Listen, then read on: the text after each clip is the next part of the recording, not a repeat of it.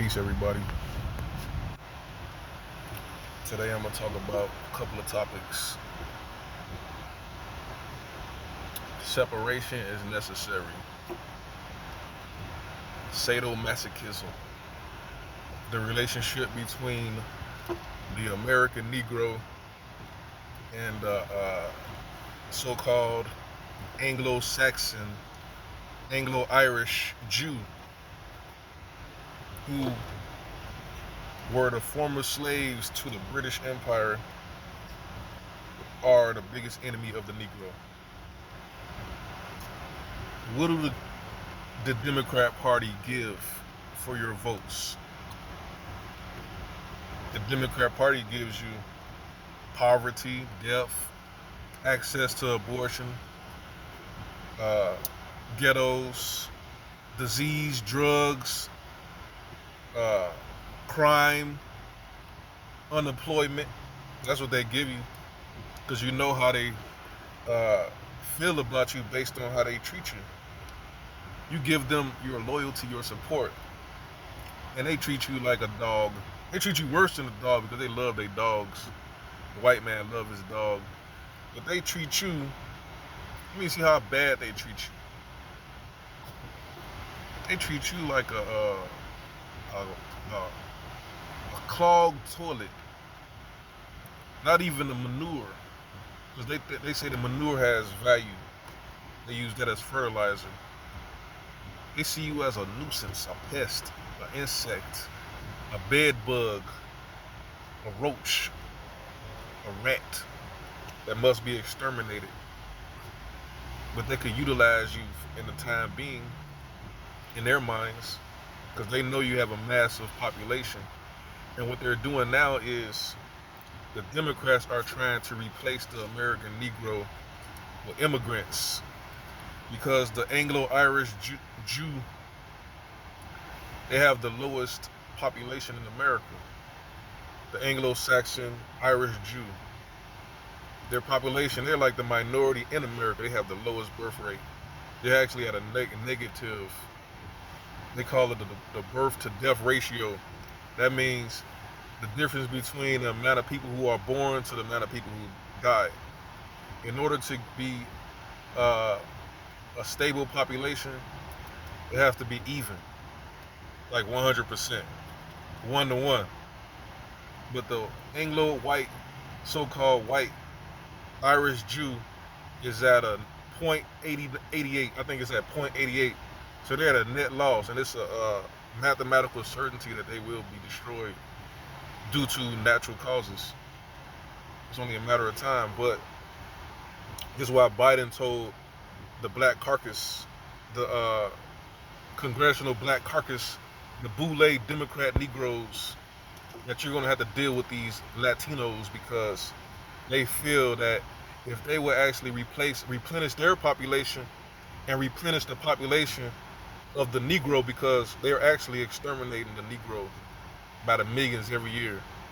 But they want to replenish them population with Mexicans, Afghanistans, Ukrainians, anybody. And they feel that they will continue having power because these people that they bring in are going to vote Democrat, and they won't need the Negro, the pest, anymore. They despise you. And the reason I say sadomasochism is because it seems as though the more the white Anglo-Irish Jew dog the Negro out, it's like Nick Cannon. He mentioned that the true Jew is the Negro, and the so-called Anglo-Irish Jew is an imposter. They retaliated, banished him, and made him apologize, inflicted violence upon him. And they do this to all of these Negroes because this Anglo-Irish, Anglo-Saxon Jew has all of the power in America as far as economics. But the Negro has political power because they have the so-called second biggest number in America as an individual demographic. Allegedly, the German has the biggest number. German American is the biggest demographic. rounded out to about 50 million. But I think that's false because you could include the German American with the Irish numbers. You could include all of these mixed breeds into this number. That's probably a false number. I think the biggest demographic in America is the American Negro, as far as one solid block. Now, they see this as a threat because one day the new generation of the Negro might actually wake up and have a different philosophy, or might have a different leader, or have a different path than the old generation of the Negro.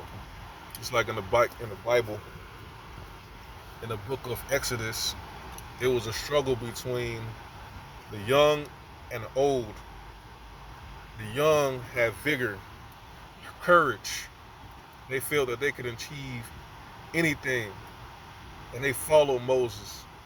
And they felt they could overtake the enemies, the Philistines, all of those people that they encountered in the wilderness. They had the faith that they could actually defeat and achieve prosperity and a promised land. But the old Negro wanted to go back to Egypt because they said it was good in Egypt, even though there was hewers of wood, drawers of water. They were basically slaves. It was better than being in the wilderness eating this unknown food called manna. So they tried to kill Moses and go back to the slave plantation in Egypt. And God told Moses, I'm gonna have to separate these old generations from the young generation. And I'm gonna have to wait until them old people die off before I take you to the promised land. And they had to stay in the wilderness for 40 more years. And the only elders who was able to see the promised land was Joshua and Caleb. Even Moses and Aaron had to die. They weren't allowed to see the promised land. You know, that whole slave mentality philosophy is a hindrance to success. That's why we're not going anywhere. Because every time a situation pop up, you see this skeleton pop up called Sharpton, Jesse Jackson. These old relics keep popping up, making sure they lead you back to the promised land. Or not the promised land, lead you back to the plantation. You see what they did, what these black boule Uncle Tom Negroes did. They killed Martin Luther King because they killed Martin Luther King just like they tried to kill Moses. Because Dr. King was a young man when he died. He was 33, 30-something years old. He wasn't 40 years old. And he was leading the Negro away from what they wanted the Negro to be. Because the Boule black Greeks believed that salvation is integration with the white man, being under the white man, under his leadership, and he would civilize us, and he would bless us. The white man would bless us. And Dr. King saw the folly in that. He said, this beast is rotten to the core, and he's in a burning house. We went into a house that thought it was good. It's on fire, and the foundation is rotting out. So we got to find a different way. And he said this when he said at the mountaintop. He knew he was going to die because he knew prophecy. Moses had to die. He went to the mountaintop. But Moses did something that displeased God.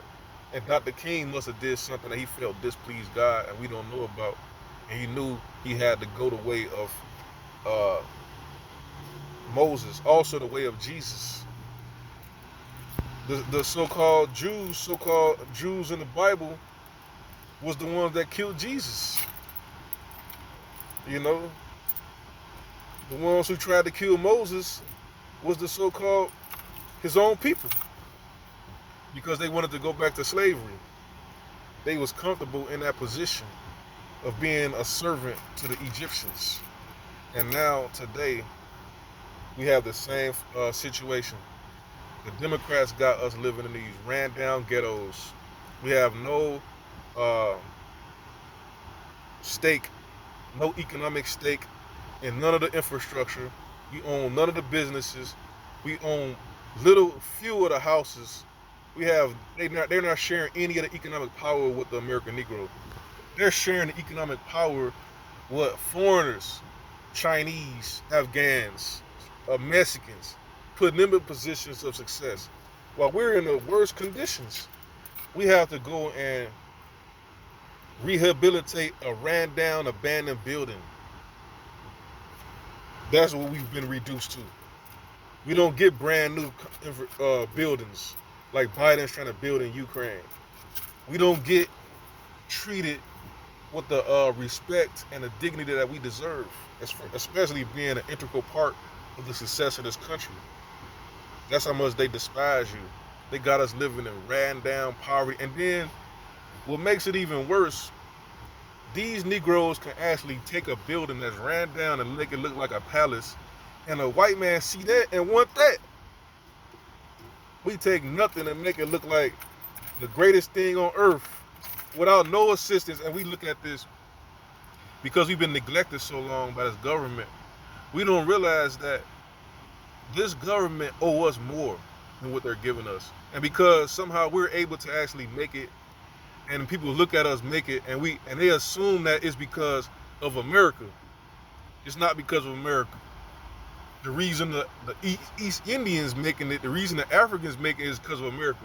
Not because of us, because America is not sharing any of this power with us. We're making it on our own ability. You see, usually a young actor will get an Oscar award, and that Oscar award propel their career. They'll get a break in a role, get that Oscar, and then they become, the rest is history.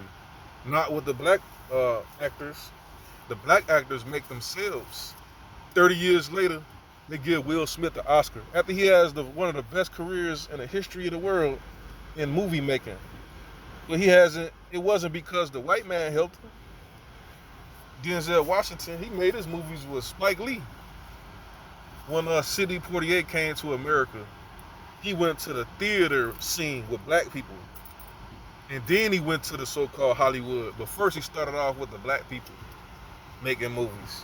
And then he went back and started making movies with Bill Cosby in the later days of his career, after he realized the white society is nothing to be playing with, even though he married a white woman. But the point I'm trying to make is, you know how they feel about you the way they treat you.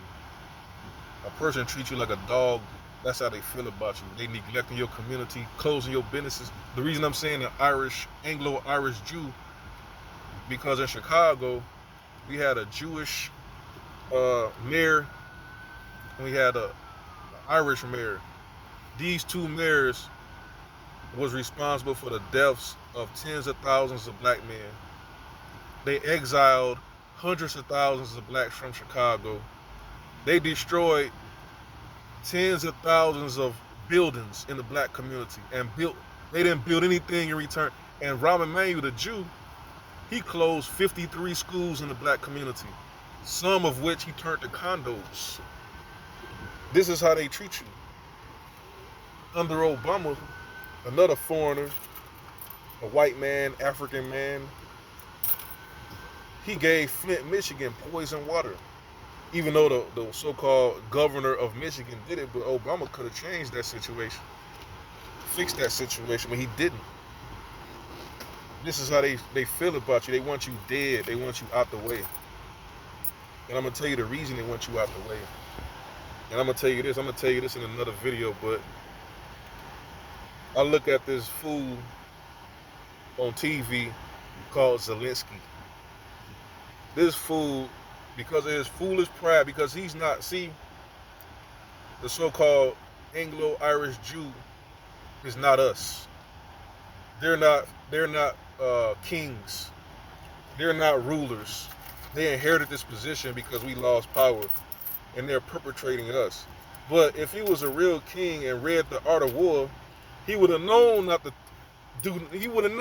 to underestimate Putin. In The Art of War, they say, know your enemy, know yourself.